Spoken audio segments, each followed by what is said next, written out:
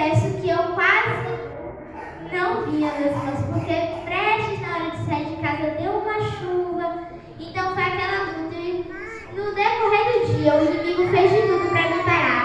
Só que ele deu de cara no chão, porque eu estou aqui para fazer a obra. Aleluia! Ele faz a leitura da palavra do Senhor.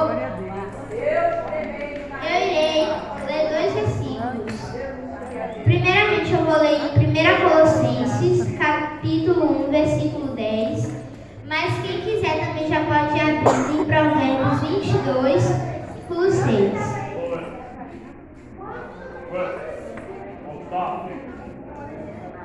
Glória a Deus, aleluia.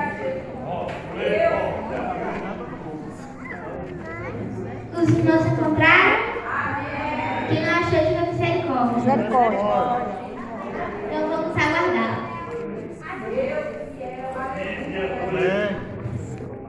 Leamos a palavra do Senhor que diz assim, 1 Colossenses, capítulo 1, versículo 10. Para que possais andar dignamente diante do Senhor, agradando-lhe em tudo, frutificando toda boa obra e crescendo no conhecimento de Deus.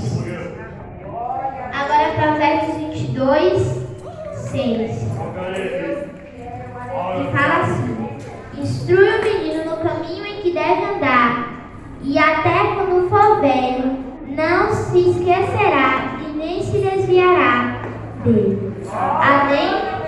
Que o Senhor nos abençoe e nos dê a compreensão da sua palavra. Meus irmãos, a leitura da palavra, ela está no Novo Testamento. Só que eu peguei um exemplo, ou melhor, eu não escolhi. Foi o Senhor que deu, porque não somos nós que escolhemos. Lá no Velho Testamento, e no decorrer da mensagem, os irmãos vão entender o porquê desse exemplo. A história de Samuel todo mundo aqui conhece, né? Quem conhecer, diga amém. Amém. Eu acredito que não há quem não conheça. Uma história muito linda e que tem muitos ensinamentos. E antes de Samuel chegar ao templo, nós sabemos que tem uma grande história. E é sobre esse assunto que vamos tratar nessa noite. Havia um homem chamado Eucana e ele tinha 2 mulheres. Quem eram essas 2 crianças? Quem eram as 2 mulheres de Eucana? Uma a gente já conhece. Qual o nome dela? E qual era a outra? Penina não é muito conhecida, por isso que é difícil a gente achar assim, uma grande quantidade que conheça. E ele tinha 2 mulheres, deixando claro aqui que naquela época ainda não era considerado erro ter mais de uma mulher. E tinha diferença entre essas 2, porque Penina podia gerar filhos, só que Ana era estéril. E isso deu a Penina, ela acabou criando um certo orgulho, porque ela podia dar filhos ao seu marido e Ana não. Então ela pirraçava muito a Ana, ela perseguia a Ana. E uma coisa interessante é que toda vez que eles subiam a templo, as perseguições só aumentavam. Só que tinha um porém, essas perseguições tinham um bom efeito. Porque em uma parte da Bíblia, não me recordo qual, a própria Ana vai abrir a boca e admitir que se não fossem as perseguições de Penina, ela não continuaria buscando e teria parado de orar. Então aquelas provas que ela passou graças a Penina só serviram para ela se jogar cada vez mais aos pés do Senhor. E o que eu entendi disso, igreja? Que cada prova que a gente passa nas nossas vidas é uma prova de Deus para ver se continuamos fiéis na tribulação. É aquela famosa frase: questiona ou adora. Com certeza os irmãos já devem ter ouvido essa frase. E quando o Senhor nos coloca em uma prova, é nesse momento que Ele quer colocar essa frase sobre nós: questiona ou adora. Meus irmãos não precisam responder, mas olhe para dentro de si nessa noite e analise. Nessas horas você questiona ou você adora? Por mais que a gente tente, por mais que a gente esteja buscando ao Senhor, mas é difícil a gente passar sem questionar. Concordam? Naquele momento momento de luta, de dor, você acaba questionando. Porém, Ana mostrou que nós devemos vencer a carne e não podemos questionar. Ana, em momento nenhum, abriu a boca para questionar a Deus. E enquanto mais as perseguições aumentavam, mais ela se lançava nos pés do Senhor. Os irmãos estão entendendo o que essa parte quer nos ensinar? Aleluia. Quanto mais a luta está difícil, mais a gente deve se prostrar aos pés do Senhor. A gente não pode ser fiel só nos momentos bons. A gente não pode adorar o Senhor só nos momentos bons. A gente também precisa adorar nos momentos ruins. Que tem cristão, eu já falo crente Nutella. Eu já chamo assim, crente Nutella, porque adora quando está no bom, mas quando está no ruim, tem uns que até desvia. Não é assim? Crente Nutella. Crente Nutella. Porque se for analisar os crentes raízes da Bíblia, do Antigo Testamento e do Novo também, sempre quanto mais as lutas apertavam, mais estavam nos pés do Senhor. Então que nós possamos aprender a não sermos um crente Nutella. E que quanto mais as perseguições aumentam, mais nós estamos na presença do Senhor buscando. E em certo ano, quando Ana subiu ao templo, ela fez um voto ao Senhor. E qual foi esse voto? Ela disse ao Senhor, se eu te peço um filho varão, e se o Senhor me der, eu vou trazer ele para a tua casa para te servir. Quando a gente ignora, só que Ana, ela soube pedir. O crente deve saber o que pedir a Deus. Por que ela pediu um filho varão? Naquela época era proibido as mulheres trabalharem no templo. Não era. E também as mulheres eram desprezadas na sociedade, não tinham tanta importância. E Ana pediu o filho varão justamente para quê? Para poder servir no templo, para poder ajudar na obra do Senhor. E nós devemos saber o que pedir ao Senhor, porque nós devemos pedir algo que seja da nossa vontade, mas que também seja da vontade de Deus. Algo que vá nos ajudar fisicamente, mas que também vá nos ajudar espiritualmente. Nós não podemos pedir algo que lá na frente vai nos prejudicar, ou que não vai ajudar na obra do Senhor. Então que nós possamos aprender a saber o que pedir a Deus, para não nos arrependermos depois. Enquanto Ana fazia aquele voto, a angústia dela era tão grande que as palavras não saíam som. Ana tentava falar, mas só conseguia bater os lábios de tão angustiada que ela estava. E a Bíblia fala que ele observa aquilo, o sacerdote ali, e acha que ela está embriagada. E quando ele vai questionar ela, ela diz: Senhor, eu não estou embriagada. A tua serva está apenas angustiada. E por quê? Porque ela não havia recebido a bênção. E naquele momento, ele vai se arrepender de ter julgado a Ana sem saber e vai ser profeta de Deus na vida dela e vai profetizar bênçãos. E eu observei duas coisas aqui, igreja. Primeiro, não podemos julgar alguém sem saber, um irmão sem saber, porque já é errado a gente ficar se metendo na vida do nosso irmão, da nossa irmã. Ainda mais errado é julgar sem saber. Muitas vezes, se alguém está passando a prova, a gente diz: eu preciso de pecado. Só que, sim, existem provas a preço de pecado. Mas algumas provas é só o Senhor testando o quanto nós aguentamos, o quanto nós resistimos. E muitas vezes, igreja, sem perceber, nós temos essa mania de ficar julgando nosso irmão sem saber, mas que nós possamos aprender a não julgar o outro sem saber da situação. E a segunda coisa é que ele, quando percebeu o seu erro, ele deixou que Deus tomasse sua boca para profetizar bênçãos. E nós, igreja, como servos do Senhor, nós devemos ser boca de bênçãos. Nós devemos pedir ao Senhor que nos use para profetizar bênçãos. Porque às vezes, até brincadeiras, a gente acaba profetizando maldições na vida das outras pessoas. Às vezes a gente nem percebe. Numa brincadeirinha você joga maldição na vida de alguém, mas não pode ser assim. Se você é servo, se você é serva, tem que aprender a profetizar bênção na vida das outras pessoas. Se a pessoa está passando luta, em nome de Jesus vai passar. Se a pessoa está sofrendo algo, você tem que chegar para aquela pessoa e dizer: vai melhorar, vai passar, isso é só ver, eu estou testando. Então que nós possamos aprender a não julgar o outro e a ser boca de Deus para profetizar bênçãos nessa terra. E quando ele profetiza, a Bíblia fala que Ana se anima e ela volta para casa feliz. E há uma mudança de humor entre a subida e a descida de Ana do templo. Porque Ana subiu, Ana não comia, não bebia, Ana estava se isolando o máximo que podia. E Ana também, quase todos os momentos, estava chorando. Então, se a gente for analisar, querendo ou não, isso foi uma depressão que Ana estava passando. Só que quando Ana voltou, Ana estava feliz, Ana comia, Ana bebia. Isso por quê, igreja?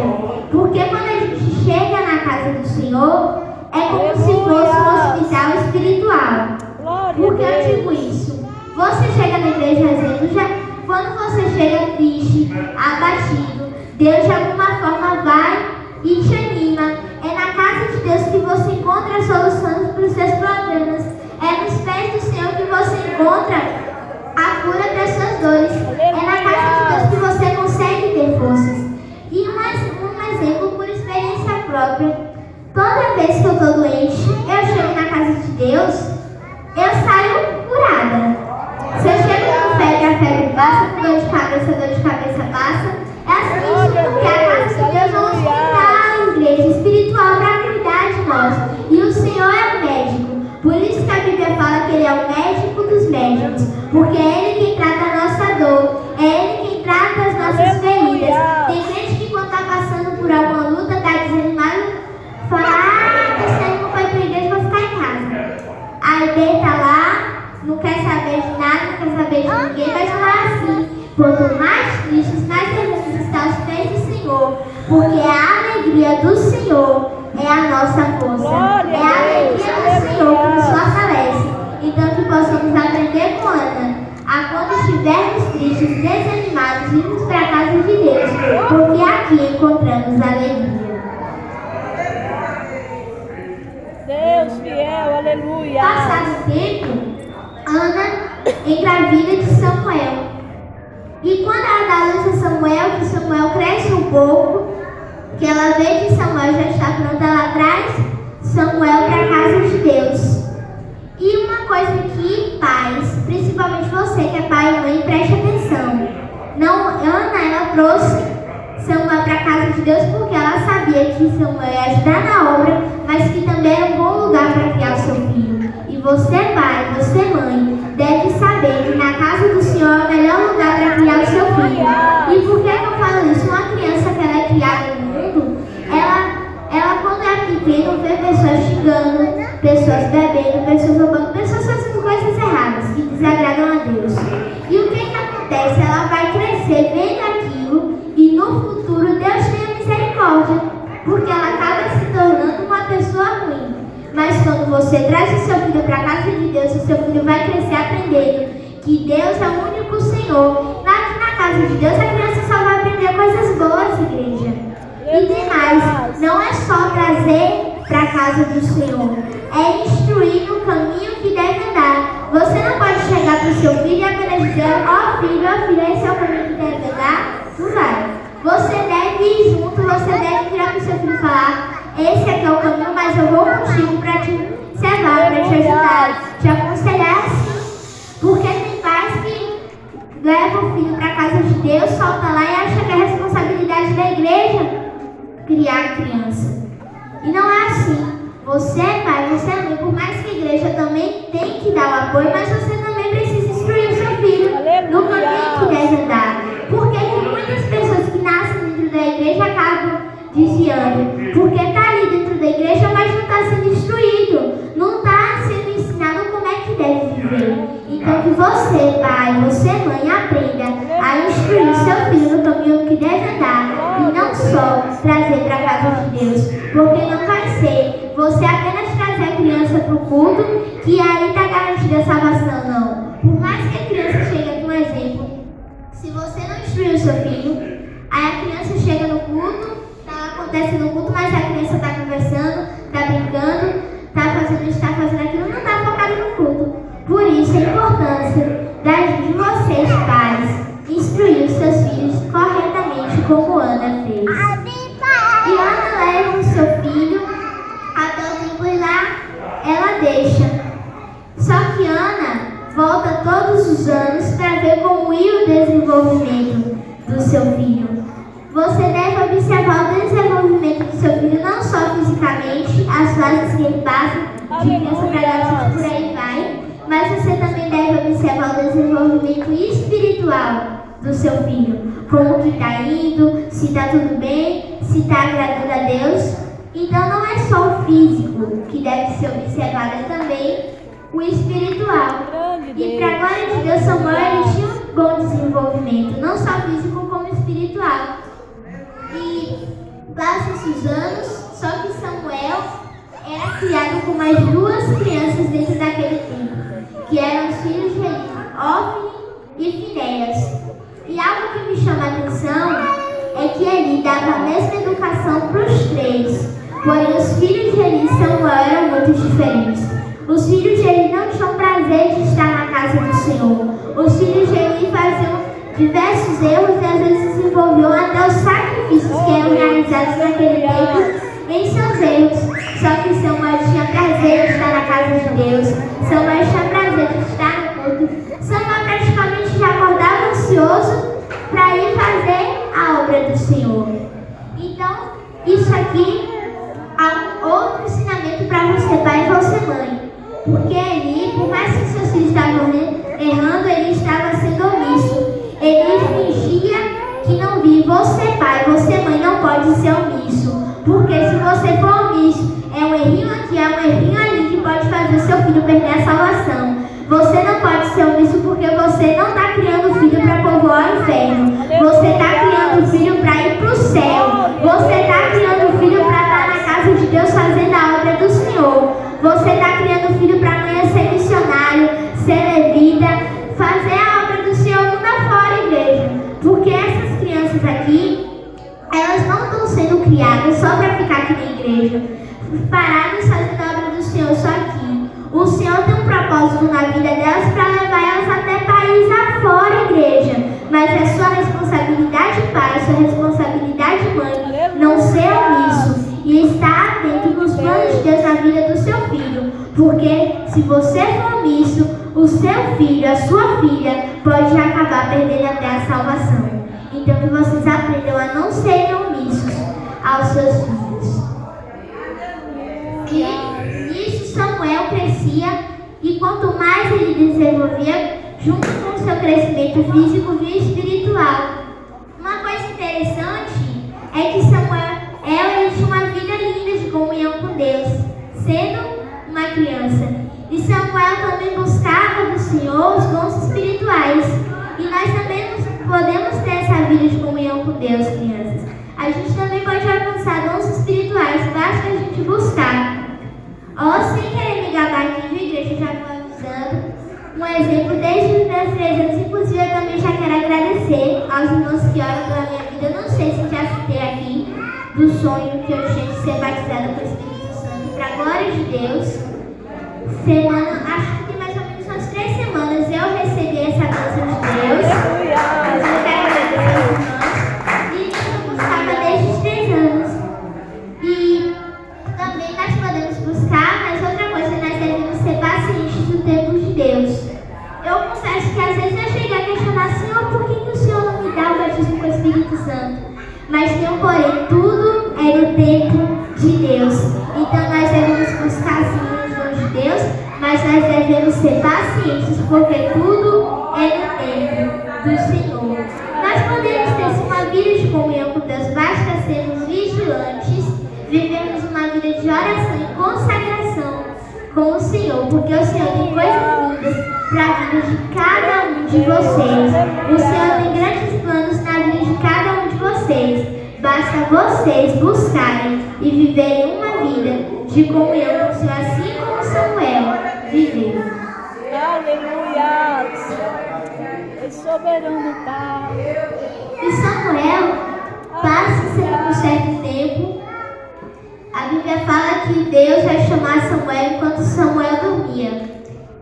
Samuel escuta, só que ele pensa que quem estava chamando ele era o sacerdote e ele vai até o quarto do sacerdote.